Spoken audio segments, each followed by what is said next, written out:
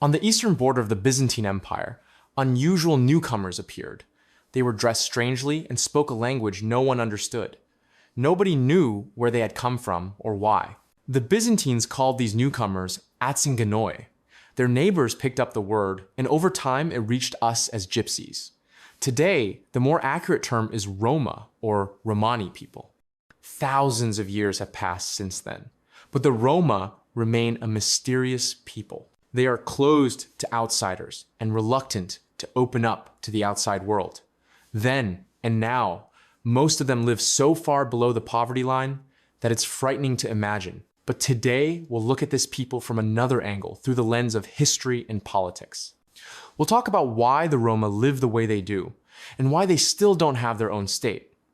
As you'll see by the end, the answer is anything but simple.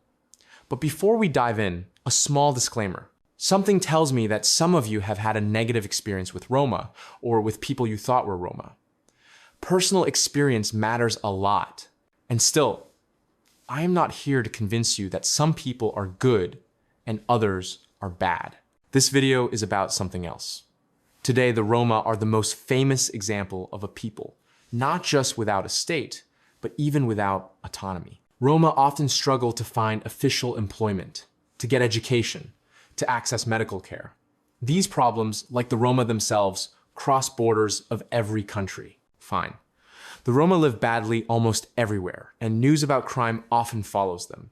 To some people, it seems all of this could be solved if only they had their own state. But why, in over 1,000 years of Roma history in Europe, has that never happened?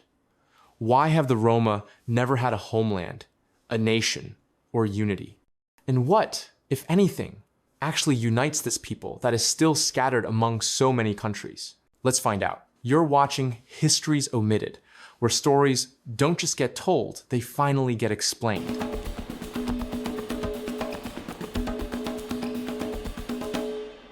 After arriving in Byzantium, the Roma stayed in the south of Europe, in regions around Greece. By the 14th century, they were in Crete, Serbia, Croatia, and other Balkan lands. The farther time went, the deeper they moved westward. No one knew who exactly the Roma were or where they were heading. What's more, we still have no written sources about Roma history before they came to Europe.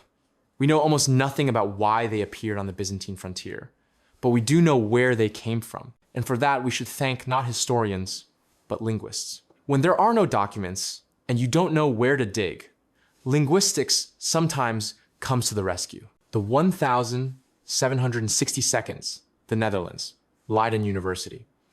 One of the students, Istvan Vali, overheard 3 Indian students chatting casually in their native language. He noticed that some of their words sounded similar to Roma speech he had heard from workers on his family estate. Vali approached the students and wrote down a list of words. Later, it turned out that many of these words were perfectly understandable to Dutch Roma. That's when it hit him. If Roma speak a language related to Indian languages, they must somehow come from there.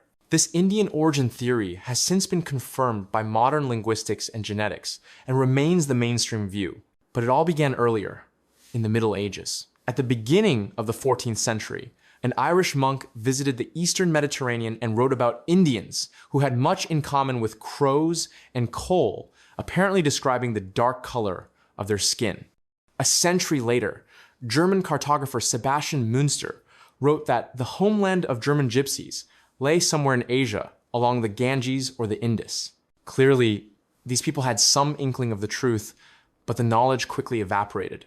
For medieval Europeans, the word India meant almost nothing. In any case, there was no state officially called India before British colonial rule. Popular imagination said the Roma had flown down from the moon or come from Atlantis, free-form fantasy with a touch of xenophobia.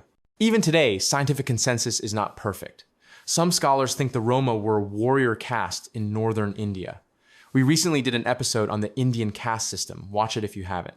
According to this version, when the Muslim commander Mahmud of Ghazni invaded India in the early 11th century, Roma troops fought the invaders. The defense failed, and they fled through the mountains into Persia. Over time, the Roma moved farther and farther west until the Middle Ages, when they finally reached Europe. Another version claims that in India, they were a low caste, partly because many Roma settlements today are plagued by unsanitary conditions.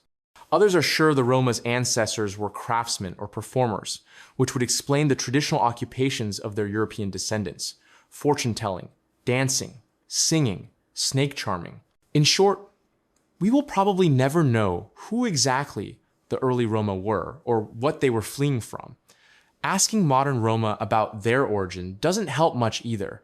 They have no living connection to that ancient homeland and know no more than scholars do. When you constantly move from place to place, you're obviously going to have trouble preserving historical memory. Every time memory began to rise, like dough, the Roma would pack up and move on. Their camp and their memories of the last place of rest moved with them. The Roma never wrote down stories of their wanderings. Their journeys were fertile ground for colorful legends, but not for an ordered history of a people. From a scholarly point of view, historical memory tends to form in settled societies among people who live generation after generation on the same land and wonder who lived there before them. Typically, they develop writing in states, which means archives and documents. Roma had none of that. They hardly cared about preserving written memory at all. Their history is one-sided and always told from the perspective of those who encountered them. And those were usually the police, the Inquisition, and other competent authorities, the kinds of people you usually try to avoid. What Roma life was like when they were not under the eye of the state is something we can only guess. In every sense, the Roma have no homeland, and that means they lack the main source of national consciousness. Homeland is a point of support, a tool for consolidating a nation. It is much more than a piece of land on a map. Its greatest value is spiritual and psychological. Proud citizens of nation states can say, here things are not like everywhere else. Here everything works the way we like it, and no one can tell us how to live. Spiritually, homeland is a refuge, and this national feeling is an inexhaustible political resource. Above all, homeland is an idea, a collective, unconscious idea. And history gives examples where the sense of homeland survives, even when its physical borders are lost. The most obvious example is right in front of us. For 19 centuries of wandering, the Jewish people preserved the idea of the temple in Jerusalem, their central spiritual symbol. From generation to generation, this was reproduced in ritual and tradition. Synagogues were synagogues, but everyone knew where the true temple was. No one had seen it since the 1st century CE. Legends were enough. The important thing is that those legends existed and were carefully passed down. The Roma never had that kind of home, but they had something else. Each Roma community usually lives its own life, separate from its neighbors. Roma call themselves Roma or Romani, but even this isn't universal. As a term for the entire ethnicity, Roma is used mainly in politics and scholarship. Strictly speaking, there is no single unified people called the Gypsies. There are Christian Roma and Muslim Roma, divided by a deep gulf, and huge differences even within a single country. In Romanian Transylvania, for instance, there are Hungarian Roma, whose language has been heavily influenced by Hungarian, and Wallachian Roma, Vlachica Roma, who speak a dialect very close to Romanian. The distance between them can be as little as 100–200 kilometers. In Russia, there's a whole scattering of Roma groups. Most numerous are the Russian Roma, but there are also Calderash, Kotliars, Kishinyovtsi, Serb Roma, Vlachs, Crimean Roma, Moldavian Roma. Each group has its own traditions, often its own dialect. They live separately and rarely interact. Furthermore, and this matters, not all Roma are nomadic. Many are settled citizens of European states, especially in Western Europe. You can be written out of being Roma through something called Romanipin. This is a kind of Roma folk philosophy, the quintessence of Roma spirit. Roughly speaking, Romanipen is that very gypsiness. If you don't have it, even if you are ethnically Roma 100 times over, you will stand out from the community. What distinguishes a Roma person from a non-Roma person is, above all, loyalty to Roma traditions. That includes, among other things, life in constant movement. Another core element of Roma thinking is a division of the world into our own and others. Roma and Gajo. Gajo are non-Roma, foreigners, outsiders. This division is one reason Roma communities feel estranged from the surrounding world. Non-Roma people and cultures are, by definition, considered a threat. Contacts with the outside world are strictly controlled. Spending too much time with a gajo can cost you dearly. In Romani, the words for man, boy, woman, and girl are different depending on whether they refer to Roma or non-Roma. Many Roma will never sit at the same table with gajo. Some even divide diseases and curses into Roma and non-Roma. In other words, it's not ethnicity, but way of life that defines Roma identity. It's tempting to think that Romanipen is precisely the unifying element that could become the foundation for a Roma nation. But no, the contradictions are too strong. The lack of homeland and internal fragmentation make it impossible for Roma to unite. And all of that is nothing compared to what awaited them in medieval Europe. Back to the Middle Ages. Early 15th century, Roma arrive in German lands. A chronicle of the Bavarian city of Augsburg describes a Roma procession led by two dukes, with a band of 50 men accompanied by women and children. They had dark skin. They were skilled fortune tellers and claimed to be exiles from Little Egypt. So by the 15th century, Europeans had finally decided who the Roma were: Egyptians. From here comes the English word gypsy, from Egyptian. Egyptian sounded exotic, something from fairy tales. Turk sounded much worse. Why? Because Roma chose a very unfortunate moment to relocate to Europe. 600 years ago, the Christian world was under attack by Ottoman sultans. For European Christians, the Turks were an existential threat.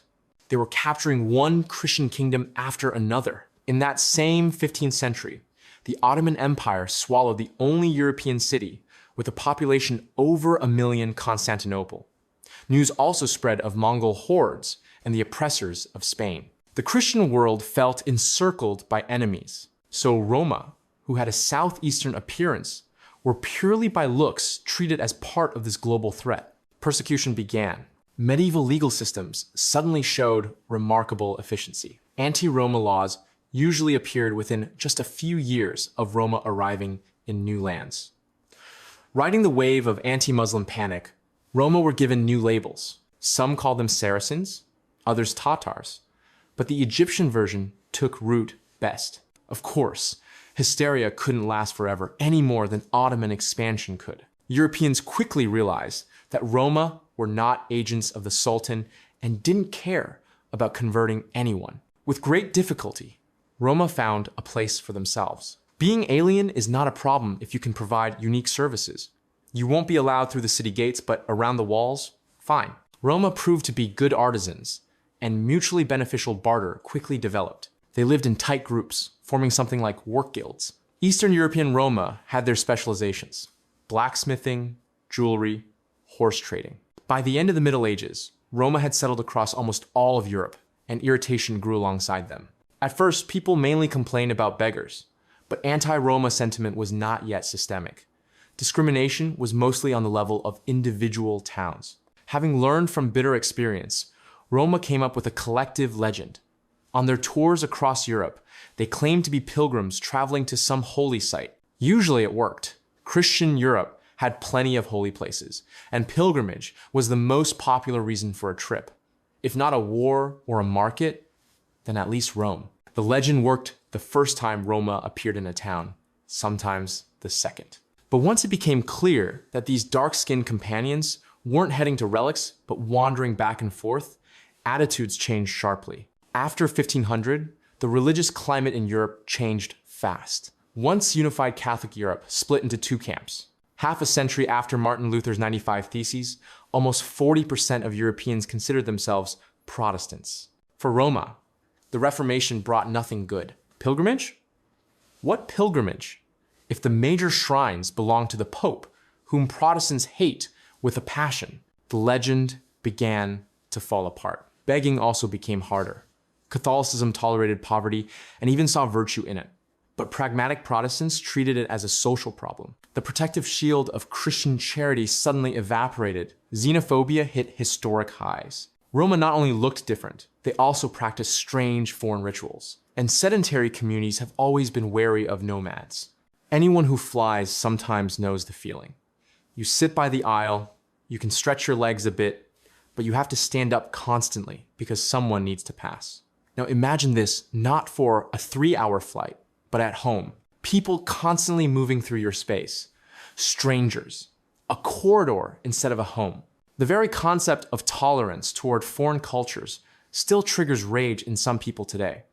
In the Middle Ages, you wouldn't even dare mention it. Fear of outsiders acted as a social regulator.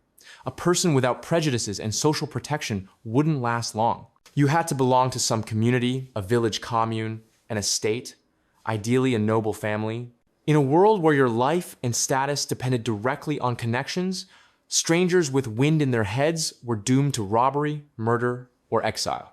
Often Roma didn't fit even into local church systems. Tradition said the parish was responsible for its own poor, but foreign beggars weren't entitled to church charity. They were to be driven away back to wherever they came from. They have their own pastors there, let them beg there.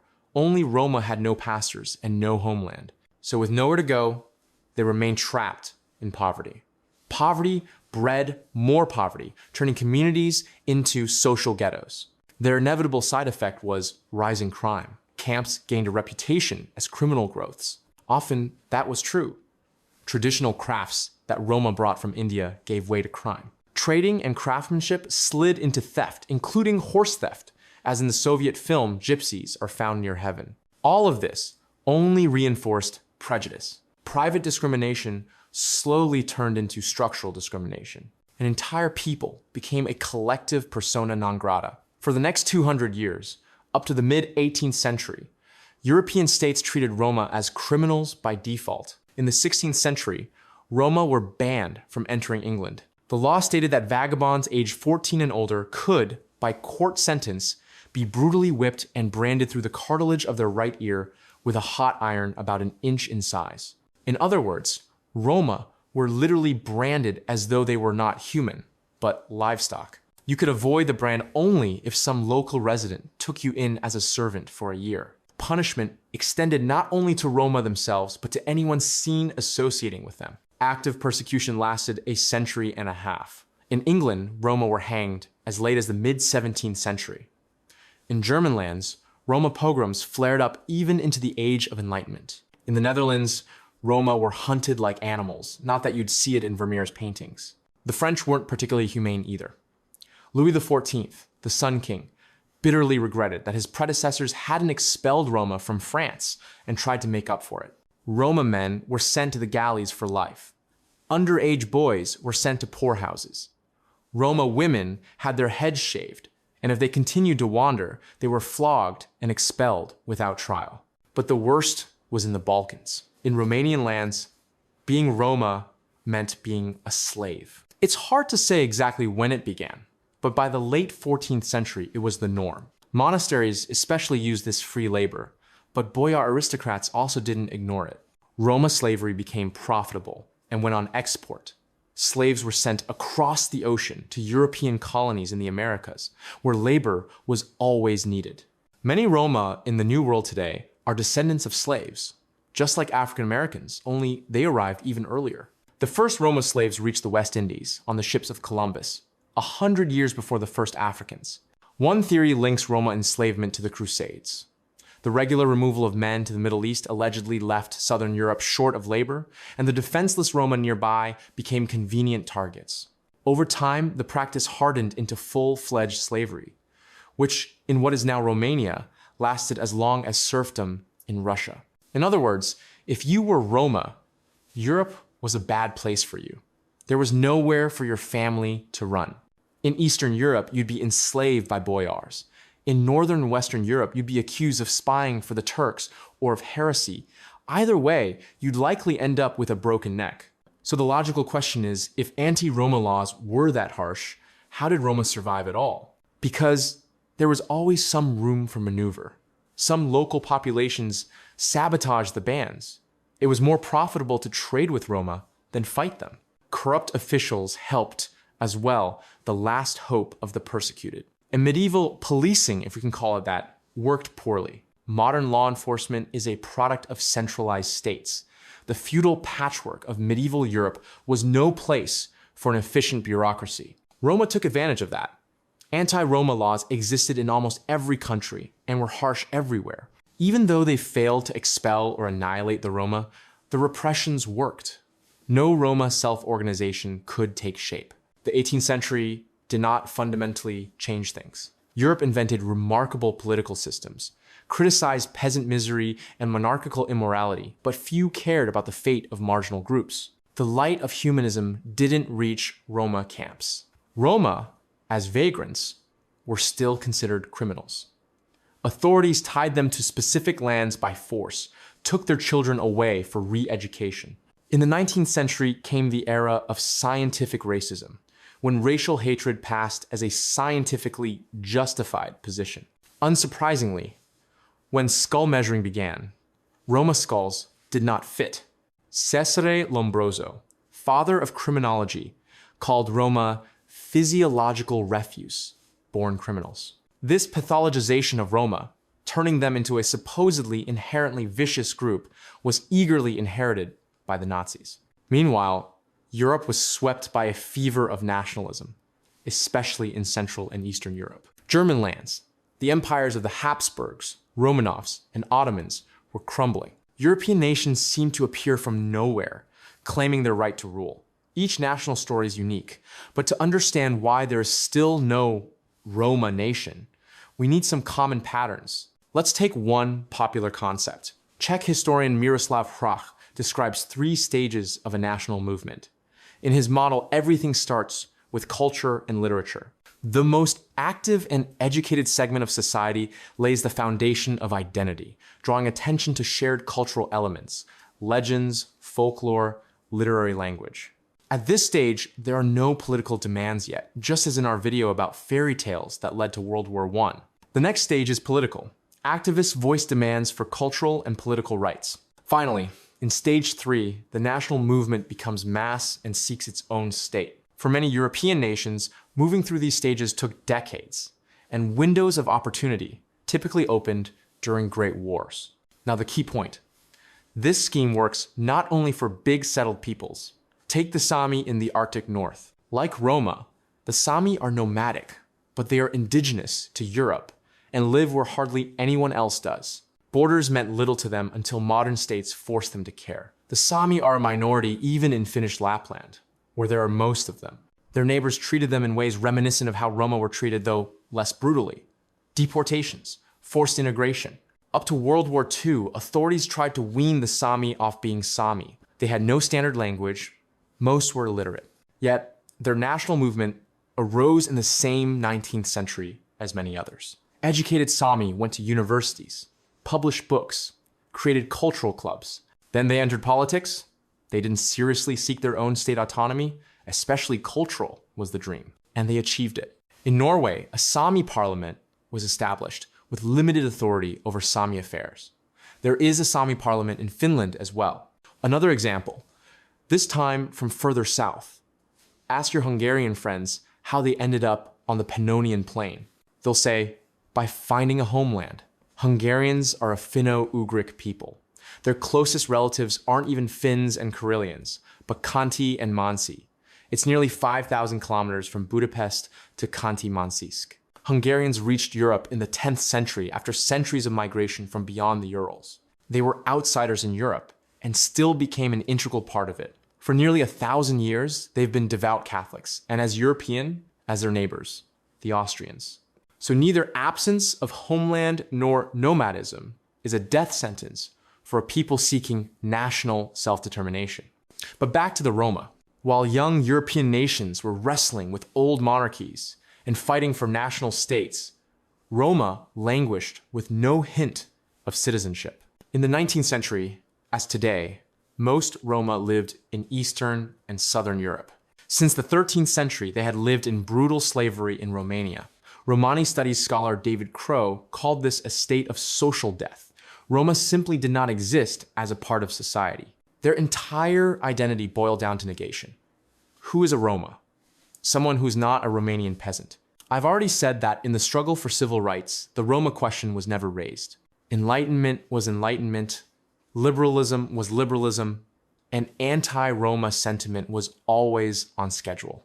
Romania was no exception. Serfdom for peasants was abolished there in the mid-18th century, but Roma slavery remained untouched for another 100 years. After a wave of revolutions, conservative boyars finally gave in, and by 1856, all Roma slaves were formally freed. But what sort of world did they enter? Let's just say their timing was once again unlucky. The shackles fell when most European national movements had already formed and staked their territorial claims. It's like the children's game of musical chairs. You run around while music plays, and when it stops, you must quickly sit down. Many sat, Roma were left standing. Haraš's stages of nation building simply didn't work for them. Their neighbors, Bulgarians, Romanians, Serbs, Hungarians, had dynamic national movements that were far ahead. They were already demanding their own states and eventually tore them out of the hands of empires, some from Austria, some from the Ottomans. Roma spent that time in a state of forced immobility. They had to start from zero. In the 19th century, Roma were scattered across Europe. Whatever the map looked like, Roma everywhere were tiny minorities. Where they were numerous enough to make some claims, in Romania they had only yesterday been slaves. Any hint of Roma nationalism was greeted with ridicule. People mocked their language as mere gibberish, likening it to dog barking. Some even denied Roma's distinctive appearance, saying they weren't naturally dark, they just tanned themselves on purpose. Another important factor was cultural conservatism. Remember Romanipen? Many Roma saw themselves as happy wanderers. Political activism clashed with this philosophy. Skepticism from above and conservatism from below squeezed Roman nationalism in a vice, and yet it did manage to break through. In 1879, a conference was held in Hungary to discuss political and civil rights for Roma throughout the continent. The European press mocked it, but for Roma, it was a first political success. In Romania, Roma newspapers and journals appeared. The General Association of Roma of Romania created a national holiday in honor of emancipation. They demanded libraries, hospitals, and universities for Roma. Remember Hrach. Building identity through culture is stage one. In the early 20th century, Roma went further. A leader of Bulgarian Roma submitted a petition to parliament, signed by all Roma leaders in the country, demanding simple equality. 2 years later, in the United States, Roma immigrants from Serbia filed a request in Washington to establish a national Gypsy Association of America. At the same time, Zionist congresses were taking place, and many Roma leaders were inspired by the Jewish example. In the early 1932, the World Gypsy Congress opened in Bucharest. It adopted a program insisting on developing Roma self-consciousness and demanding minority rights. Because Roma were hardly recognized as a minority anywhere. The idea of a single Roma people seemed absurd. Groups labeled Gypsies spoke different languages, followed different traditions, and often didn't even know of any Roma nation. They couldn't be classified as a religious minority either. Most Roma are Christians. Officials' brains short-circuited. They're citizens like everyone else, just strange ones. The World Congress was certainly an ambitious title. A pan-European Roma Union was impossible for geopolitical reasons. But within individual countries, Roma did manage some self-organization. In Poland, the Queek family became genuine celebrities of Roma politics. These kings argued loudly that Roma needed a homeland. They understood that European Roma were deeply divided, but had a plan. First, achieve unity within each state. That would power an international pan-Roma movement. Then, they argued, one could fight for land somewhere, wherever that might be. In itself, the idea isn't crazy unless you remember the real state of Europe. Given the context, the Queeks' plans look like utopia. As for gypsy kings, barons, dukes, where did they come from? Since arriving in Europe, Roma had had their own representatives who dealt with the outside world. For convenience, they translated Roma titles into categories familiar to Europeans. Anyone could declare themselves king of all gypsies. British history alone has enough such kings for 10 seasons of a Roma Game of Thrones. Their powers were, of course, far more modest than those of real dynasties, and internally, Roma society is essentially non-monarchical, incompatible with Romanipen and nomadic life. Meanwhile, Roma nationalists pushed a genuinely radical idea. We were one people when we came to Europe, and we must become one people again. Somehow, The Roma had maintained unity along the route from India to Europe, and then lost it once they arrived. Between the world wars, the Roma world seemed to have a future. In Hungary, Roma activism flourished. Romania supported a pan-Roma movement. In the USSR, there was an official interest in Roma culture. The state gave Roma work and recognized their traditions in exchange for settling them in collective farms instead of caravans. Autonomy wasn't part of the deal. In pre-war Poland, things looked different. There, Roma king Michał Kwiek proclaimed that he wanted to create a state on the banks of the Ganges in India, the ancestral homeland of the Roma. The Kwieks didn't stop there. They suggested land for Roma in South Africa, too. In 1937, they asked the Archbishop of Warsaw to recognize Janusz Kwiek as king of the Roma people. After receiving approval, Janusz I was crowned before a large crowd. In his coronation speech, he proposed sending an envoy to Mussolini to ask for land in Ethiopia where Roma could settle. And he really did appeal to the fascist government, but they already had their own plans. Even before Hitler, Roma in Germany were treated as socially inferior outcasts and criminals. In the supposedly tame Weimar Republic of the 1922, Roma were classified as Lebensunwürdig. Leben lives unworthy of life. Bavaria and Prussia set up special police departments to monitor Roma, photographing and fingerprinting them just in case. The Weimar Constitution proclaimed equal rights, but in 1920, Roma were already banned from public parks and baths. 5 years later, unemployed Roma were sent to labor camps for the public good. All this happened before Hitler. Under the Nazis, it became much worse. Roma fell under the Nuremberg laws on protection of German blood and honor, which banned sexual relations between Aryans and non-Aryans. But wait, in Nazi mythology, Aryans came from India. So didn't that mean Roma should be protected? I talk more about this paradox on my Telegram channel, link in the description. In 1936, race researcher Robert Ritter began scientific studies of Roma. His conclusion: the Roma problem could be solved only when the reproduction of this population was permanently stopped.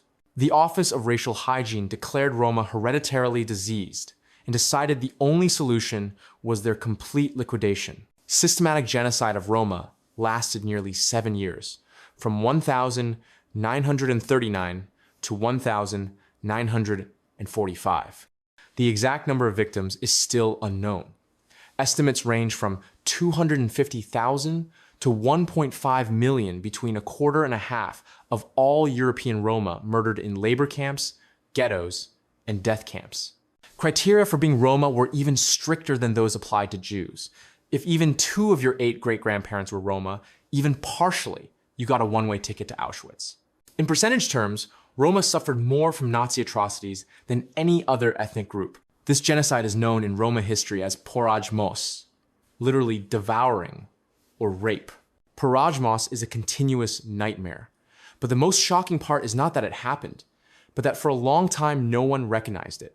At Nuremberg, the topic never came up. No one raised the question of reparations for Roma. No national or international body dealt with their rehabilitation. Pre-war anti-Roma laws stayed in force. In West Germany until 1947, survivors had to hide carefully to avoid being arrested again, this time by the new authorities, and sent to their labor camps. Later, it emerged that Interpol relied heavily on Roma files compiled by the Nazis. German officials said measures against Roma during the war were legitimate state policy. Race had nothing to do with it, they claimed. The Roma were simply asocial.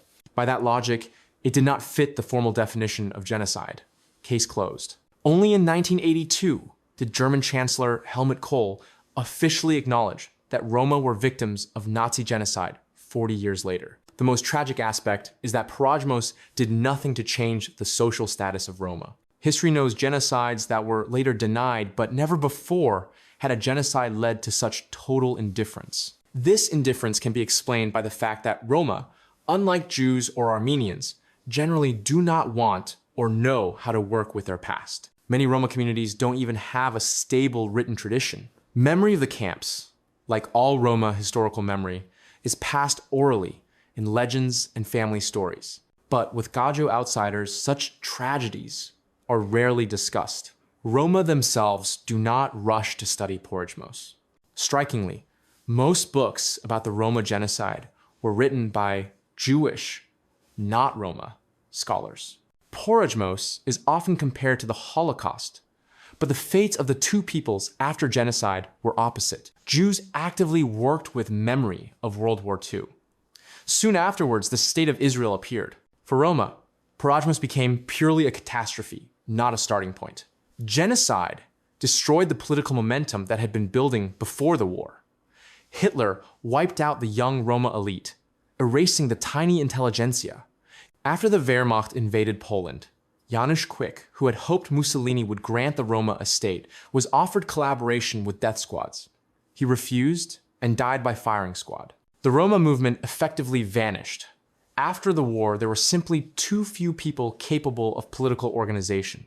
No one remained to demand reparations or represent Roma at Nuremberg, or to propose Porajmos as the foundation of a new national identity. It seemed everything was over. Genocide had neutralized the political potential of Roma nationalism, but some things were revived. After the war, the Quick family again tried to take the reins. A new king, Rudolf, declared himself president of the World Council of Gypsies. On paper, at least, no actual council existed. The Quicks tried to shock and present themselves as international leaders of a non-existent movement to little effect. In the 1,960 seconds, the Gypsy king died in obscurity and his relatives moved to France. And there, unexpectedly, the Roma movement suddenly revived. And this is an astonishing story. In the spring of 1959, several French newspapers reported that in a suburb of Paris, Roma had elected and crowned a supreme leader with the title Vaida Voivode III. Journalists discovered his real name, Ainel Roederer. Experts immediately dismissed the coronation as fake, because French Roma had never practiced such rituals. Officials called Roederer an opportunist, pathological liar, and fantasist. Even Le Monde wrote about him. Yet despite the seemingly trivial news, French authorities took a close interest in him, which is why we know who the supreme leader really was. Roederer was born into an ordinary Bessarabian family in 1918. His father was an engineer, his brothers an architect and a journalist. He survived the Bucharest ghetto during the war and entered France illegally in 1947. He worked as a sailor and a miner. What interested the gendarmes, of course, was not just the coronation. Spoiler, he was not actually a Roma king. Roederer lived quietly in the suburb of Montreuil-sous-Bois, which in the post-war years became a center of Roma migration. French people even called it the gypsy capital of the world. On his small house on Victor Hugo Street hung a sign, Communauté Mondiale Gitane World Gypsy Community. Ainel Roederer skillfully created organizations and associations, published bulletins, and hinted that his political ambitions were global. Branches of his community opened not only in France, but also in Poland and Yugoslavia. His in-house newspaper called Now is the Time to Unite. All Roma of Europe must support King Vaida Voivode III. Gradually, the flat on Victor Hugo Street turned into a headquarters of an international movement with paperwork and a press attaché. From there, Roederer wrote letters to governments and to the UN. Journalists came for interviews. Of course, this was a completely fictitious government, but it achieved a lot, for example, convincing the French authorities to fund schooling for Roma children in Paris slums. Again, remember Hrach, the first stage is always culture and education. After Porajmos, they had to start from scratch. Roederer promised Roma bright prospects. Those who got an education in France would become school teachers abroad. Literacy would spread through the community like a snowball. He even suggested that French could become a second language for Roma worldwide. Meanwhile, Roma issues in France were acute. Police regularly raided camps. All nomads had to carry special cards listing height and distinguishing features down to ear size. Entering or leaving any town meant the risk of searches. Roederer knew what to say and when. He sensed the spirit of the times. After World War II came a cultural and moral crisis. Colossal losses and unprecedented brutality created a mass demand for change. It was the 1,960 seconds. Decolonization, the year of Africa, the summer of love, Martin Luther King's dream. At the UN Assembly, Rotaru declared that the Roma considered themselves one people, despite their scattered groups and diversity of customs. Under pressure, the French government was forced to humanize Roma policy and adopt a few liberal reforms. Rotaru even visited Israel not for the beaches of Tel Aviv, but for the trial of Holocaust architect Adolf Eichmann. He went there not by accident. He wanted to draw attention to the silence around the Roma genocide. In the 1,960 seconds, there were no statistics, no understanding that the Nazi regime had killed hundreds of thousands of Roma. Rotaru was among the first to collect documents, trying to prove that the Roma were still here, that they were a people. But it took almost 20 more years for the situation to shift. Rotaru was a talented politician, but his project had a glaring weakness then and now. The Roma had no national territory to claim. He addressed this creatively. First, he gave the hypothetical state a name, Romanistan, literally land of the Roma. Second, the location of Romanistan changed constantly. Sometimes he said Somalia, sometimes an uninhabited island in the Indian Ocean, sometimes an estate near Lyon owned by his associates. In one interview, he asked a Dutch journalist whether the Netherlands had any islands for sale. It sounded like pure fantasy, and that was exactly the point. Rotaru understood that a physical Roma state was unrealistic. He didn't seek to build a concrete Romanistan for nomadic people. Territorial attachment was optional and likely impossible. Remember the Sami? Rotaru believed that an international network of Roma offices under UN protection could at least shield Roma from persecution.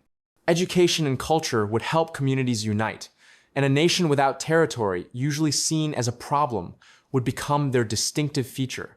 Not a bug, but a feature. But everything ended.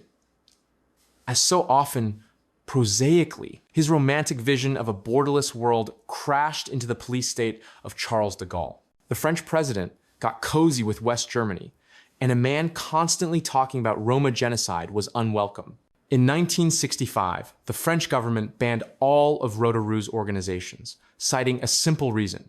They were headed by a stateless foreigner.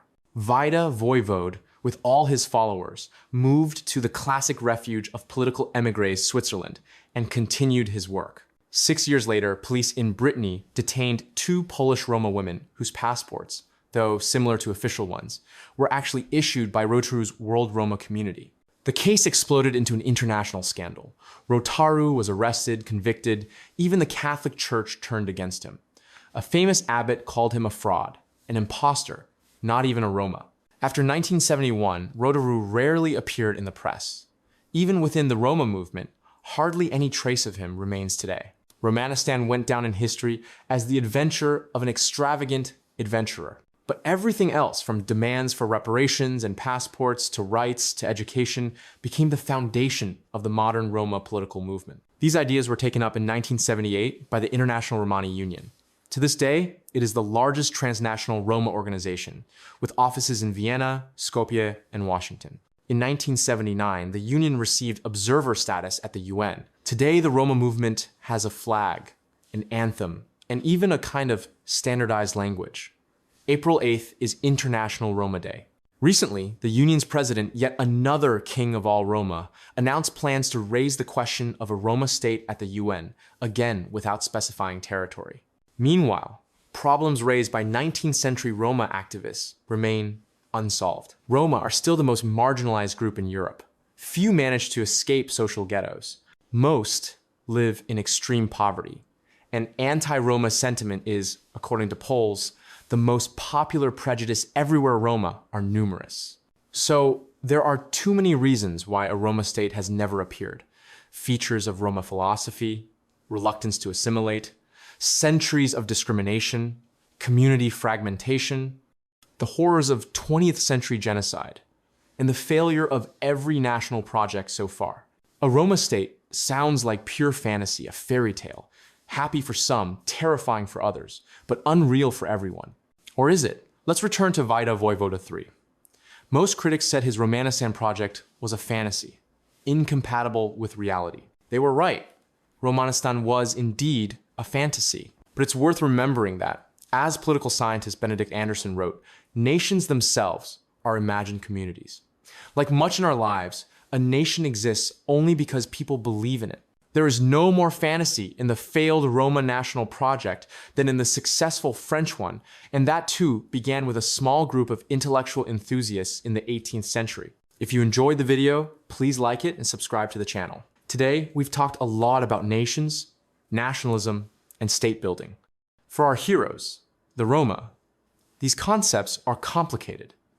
They have not yet managed to build either a state or a nation in the usual sense. Most of their European neighbors, however, have. Europe is the homeland of nation states. A new video is coming very soon. See you next time.